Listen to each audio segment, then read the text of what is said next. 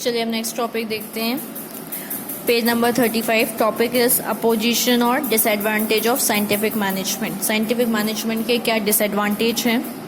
Opposition by labours, हम point of view से देखते हैं कि लेबर्स किस लिए कैसे उनके खिलाफ होते हैं साइंटिफिक मैनेजमेंट के लिए। The maximum opposition of scientific management has been done by labours, मतलब ये ज़्यादा देखा गया है कि जो साइंटिफिक मैनेजमेंट के खिलाफ होते हैं वो कौन होते हैं, लेबर्स होते हैं। The following are the reason for the opposition of scientific management. Scientific management के खिलाफ वो क्यों होते हैं। इंक्रीज ऑफ लेबर्स वर्क, इसमें क्या हो जाता है कि लेबर्स पे बहुत ज़्यादा बर्डन आ जाता है काम का।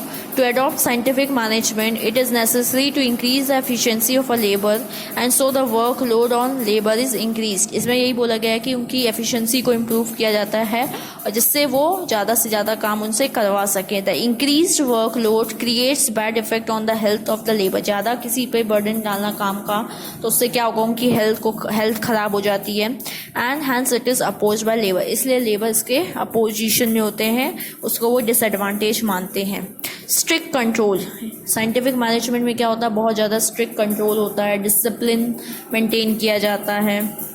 Under the scientific management, strictness has to be observed, and so the laborers are kept under the strict control which they do not like. किसी को भी आप strict control में बहुत ज़्यादा रूल्स एंड रेगुलेशन में रखोगे तो उनको अच्छा नहीं लगेगा। तो वही है कि लेबर्स को स्ट्रिक्टली रखा जाता है और उनसे काम बहुत ज़्यादा करवाया जाता है, इसलिए वो उस चीज़ को पसंद नहीं करते हैं। चलिए हम आगे बढ़ते हैं नेक्स्ट पेज में, 36 page number. Fear of unemployment. Increased use of machine creates sense of fear in the minds of workers, therefore making them inefficient. मतलब बोला जा रहा है कि आजकल मशीन का जैसे बहुत नए नए टूल्स आने लगे, टेक्निक्स आने लगे, मशीन्स आने लगे हैं, तो वर्कर्स के मन में यही डर होता है कि कहीं उनको जॉब से निकाल तो नहीं दिया जाएगा। दिस में further lead to retrenchment and they are against being the standard set. Obviously वो जो उनको स्टैंडर्ड सेट किए जाते हैं उसके खिलाफ जाते हैं कि, और फिर उनको इनएफिशिएंट भी बोला जाता है कि आप उस क्वालिटी को मेंटेन नहीं कर पा रहे हो, आप ऐसा वर्क कर रहे हो, आप में ये कमी है, हम तो मशीन से करवा सकते हैं। तो इसलिए उनको थोड़ा जॉब में डर भी लगने लग जाता है। Exploitation of labours. In scientific management wages of the labour are not increase in portion to increase production. बोला जा रहा है कि जैसे साइंटिफिक मैनेजमेंट जब से यूज़ करते हैं तो उनसे काम ज़्यादा लिया जाता है लेकिन उनको उतनी ज़्यादा वेजेस नहीं दी जाती है। In this system exploitation of the labours are maximum, मतलब लेबर्स पे बहुत ज़्यादा बर्डन, उनको परेशान करना, उनसे ज़्यादा काम लेना और उनको ज़्यादा वेजेस नहीं देना। Loss of initiative. Scientific management lays down the standard for each and every work as well as for every labour. Scientific management जो होता है वो क्या, एक रूल बना देता है, एक स्टैंडर्ड सेट कर देता है किसी भी काम को करने के लिए कि आपको ये क्वालिटी अचीव करनी है। This makes the work more monotonous and thereby leaving no room for innovation. इससे क्या होता है, लोगों को जैसा काम बताया जाता है वैसे ही काम करना पड़ता है, वो अपना इनोवेशन, क्रिएटिवनेस नहीं दिखा सकते हैं। This indirectly reduces the drive of the labour to contribute for the betterment of organisation. इससे क्या होता है, लेबर अपने ओपिनियंस, व्यूज़ और क्रिएटिवनेस दिखा नहीं पाते हैं और वो कंट्रीब्यूट भी कर, मतलब उनको बस लगता है कि बस काम करना है लेकिन वो इंटरेस्ट से काम नहीं कर पाते हैं। To some extent scientific management makes feel unimportant. Scientific management उनको ऐसा बना दिया है, उनकी ऑर्गेनाइजेशन में ऐसी वैल्यू कर दी है कि जैसे वो कोई वैल्यू नहीं है उनकी। Disinterest towards worker in labors.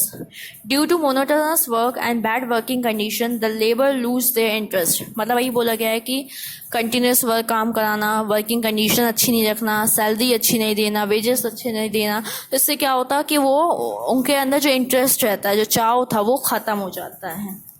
Decrease in power of a trade union. The trade unions have no importance in scientific management and there is no place for trade union in it. Due to classification of laborers into different sections, power of trade union are affected adversely. मतलब बोला जा रहा है कि scientific management में trade union क्या होता है, एक लेबर का ग्रुप होता था। तो पहले क्या होता था, वो अपने जैसे उनको सैलरी वगैरह कम मिली तो वो हड़ताल में चले जाते थे। ये सब मतलब पहले उनके सब चीज़ों को कंपनी वाले को दिमाग लगाना पड़ता था, इंडस्ट्री वाले को दिमाग लगाना पड़ता था। लेकिन अब बोला जा रहा है कि ट्रेड यूनियन को इतनी इंपॉर्टेंस नहीं दी जाती साइंटिफिक मैनेजमेंट में, इसलिए वो एक तरीके से जो एम्प्लॉयज़ होते हैं उनको डर बन जाता है कि हमें काम करना ही पड़ेगा।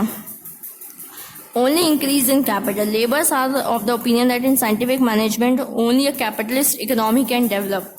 The potential of the laborers remain untapped and they are making them mere puppets in the hand of top management. उनको ऐसा बना देता है कि वो ऐसा लगता है कठपुतली हैं, सिर्फ इसमें आप मनी अर्न करना चाहते हो, कैपिटल ज़्यादा अर्न करना चाहते हो, मतलब उनकी कोई वैल्यू नहीं, कोई इंपॉर्टेंस नहीं है. Whether the opposition of the labours are justified. क्या आपको लगता है कि लेबर ने जो दिया है वो सही है कि नहीं? We all know it well that money is not bad but only the way of using the money is bad.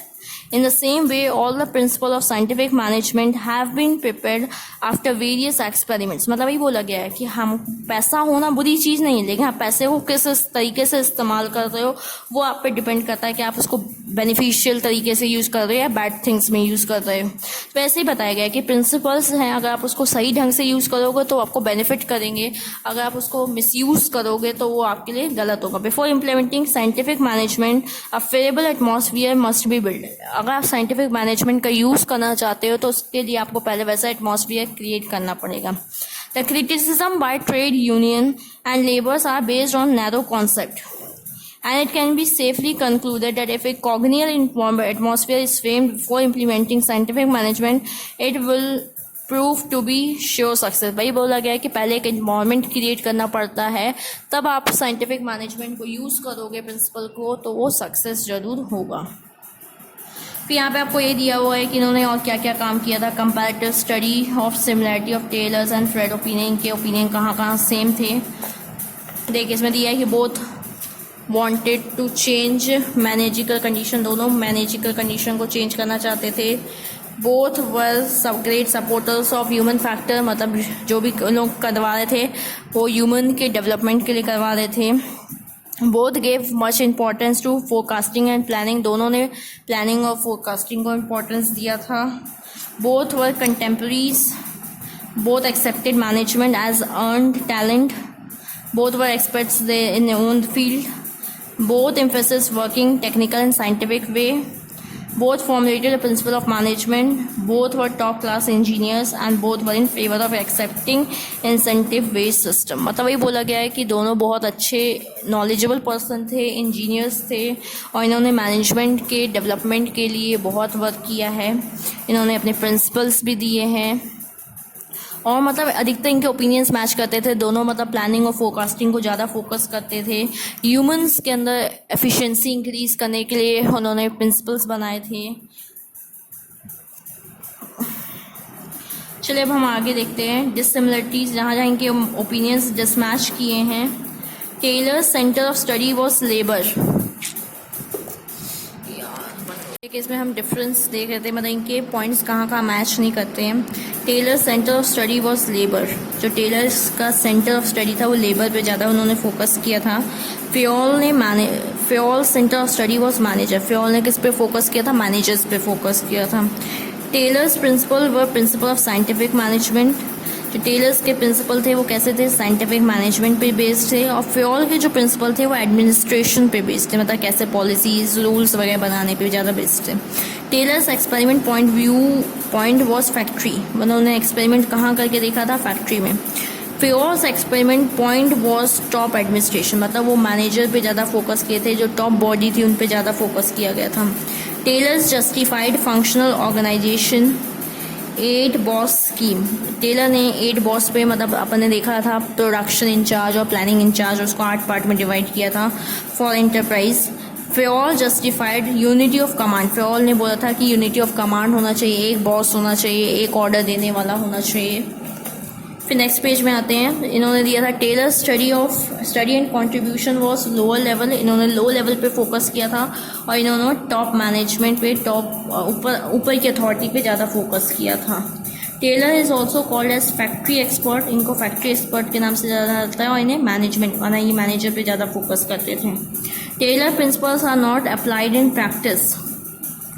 Fayol principles have been applied in so many enterprises, मतलब अभी तक इनके प्रिंसिपल्स को अप्लाई नहीं किया गया लेकिन इनके अप्लाई हो चुके हैं. अब यहाँ पे इनके डिफरेंस दिया गया है, वही labour study, manager study, scientific management, administration principle, factory, top administration, 8 boss scheme, command. यही जो अपन ने डिफरेंस डिसिमिलरिटी दिया वो उसी को डिफरेंस के फॉर्म में दे दिया है। Despite several differences the contribution made by Taylor and Fayol are contemporary to each other and taken in true sense both contribution में prove successful in long run.